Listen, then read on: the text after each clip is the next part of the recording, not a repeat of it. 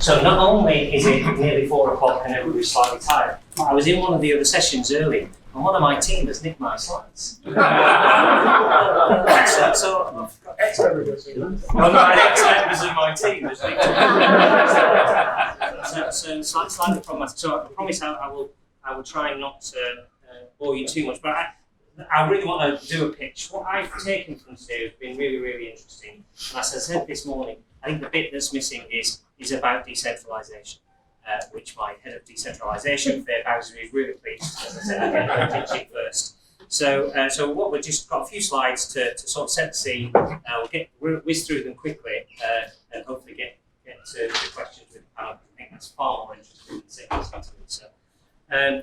So why and some of the mega trends, and actually when we talk about these mega trends, we always think that's somebody else's problem. You know, when we talk about dirty air, you know, in Mumbai and in India, that's their problem. Actually, some of the things that you'll see in the mega trends, actually we start to see in the UK. So one of the interesting ones, urbanisation. So I was lucky enough in one of my roles with Siemens to live in Shanghai from 2011 to 2015. And in the course of that 4-year period, the population in Shanghai grew by 1 million people.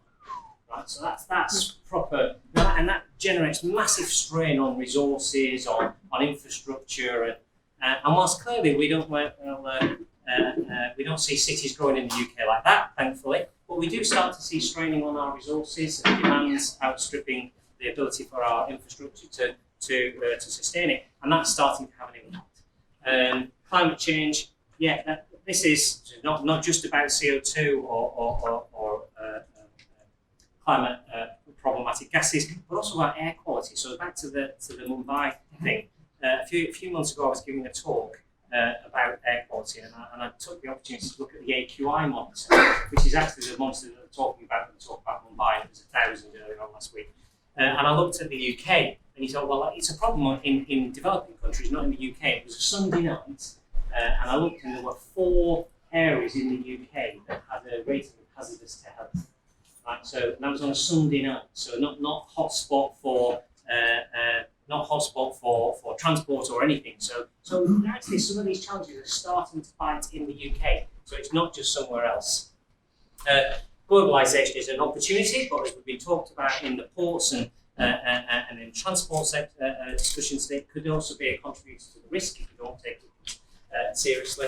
And data. Data is really, really interesting for me. It is important in our networks as we start to decentralise our networks. One of the predicating requirements of that is intelligence and the ability to manage data. Now, it's not data for data's sake. It's important that we have intelligence and work out how to use that data. So yes, they are world driving dynamics, but actually they're also impacting in the UK. 5 Ds, I mentioned some of the Ds this morning. Decarbonisation is what we're clearly all seeing. Decentralisation, and we would argue that centralised generation is required, and we're not saying get rid of it. As I said earlier this morning, it's a blend of things, but decentralisation is, we would argue, one of the most important topics. Democratisation is really, really, why is decentralisation having the Greta effect? Young people are starting to actually care where electricity comes from. And so we're going to have to be able to give them that interaction, that visibility of where it's coming from, what they can do to impact on reducing it, digitalisation and deregulation. And I would argue, this is a nice little graphic where we talk about 3 things in terms of decentralised energy. It's where generation, smart networks meet smart industry and smart buildings.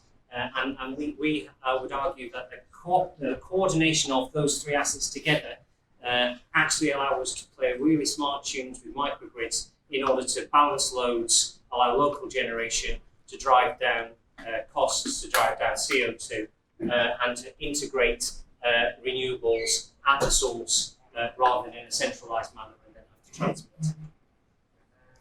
transmit. Why should we work together? Well, I think actually what's really come loud and strong over the past day, which I think most of us knew anyway, but it is really nice to have it reaffirmed every now and again, is the importance of local authorities, whether it be government or mayors and all of those local actors, and actually getting them coordinated is terribly important, and that will allow us to meet our national trajectory for decarbonisation. But again, this is not about over-toppling centralised government. We'll be pleased to say we'll have another one shortly, and we're not. I think we do need them, but it's less about them controlling and more about them coordinating and guiding and creating an environment for the local to be able to do what makes sense in their area. So just a brief pitch for Siemens and about scale. Why do we, it's not just because I live in the north and I come from the north that we're interested in the northern powers. We actually have quite a footprint in the UK, about 14,000 employees, more than 6,000 of them are based in the north. We have 10 major significant facilities, 2 of the newest ones actually here in Hull, and Hull and Goole in the Humber area.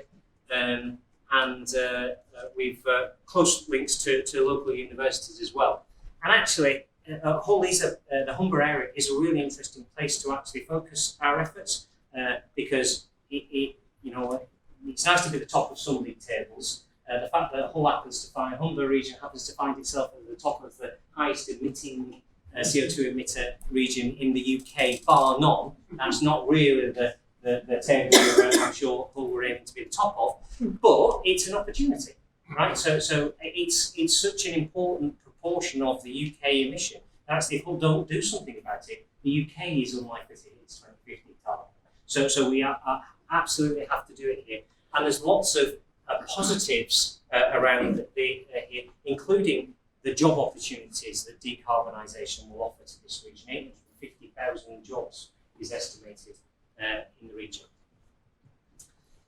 I have a German boss and a French boss. My German boss says we must eat our own dog food, right? So we have to use our own technology. And my French boss says we must drink our own champagne.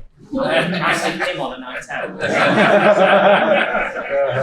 And this is about getting back. So we've made the commitment, we mentioned it earlier, Siemens have committed to decarbonise its whole global footprint by 2030, which is pretty big considering the number of factories we have got. 350, someone's going to tell me no, that's not true, it's 374,000 employees globally. And so we've got a big footprint. To decarbonise that is quite some task. And I would argue, ambition is great, but realism is important, and 2030 on its own is already quite a tough target. So I'd like to leave it with 2 examples of what we've been doing, because you can talk, and actually we can do it. This one's really, really interesting, what we've been doing, a project called Triangular in Manchester. The UK part of it was in Manchester on the Oxford corridor. Because whilst what we've been talking about is often about new stuff, yeah? But it's like if we don't fix the old stuff, right, by the time some of our old installed base of generation has washed out, we will have missed the 2050 target by decades. So what do we do with the installed base? So what this project, which was Horizon 2020 project, and what we did is we looked at the existing assets that were in the Oxford Road corridor, fitted with a microgrid controller, some really clever stuff, and actually utilised the underutilised generating assets that were there. So we started to drive youth assets and also to then decarbonise some of those assets and add some renewable assets on top of that as well. So that was really quite an important one. The outcome of it was, if we could use that strategy citywide, we would get a 57,000 tonne reduction in CO2. And this one, and actually this has already been used, was our example with Keele University. And we've been working closely with Keele University for 3 or 4 years now, actually in using them as a pilot as a small city. They have mixed some small industrial facilities, they've obviously got teaching facilities, they've got domestic facilities, and they aspire to get to carbon net zero, and we've been working with them. And over the course of the last few years, made some significant stages. This project is not yet finished. We're actually currently in the process, the field guys are in the process of going out to tender for new renewable generation on site. But it's a real example of if you're bold enough and you can have a coordinated response from your customer, i.e. there's only really one customer because it's the university.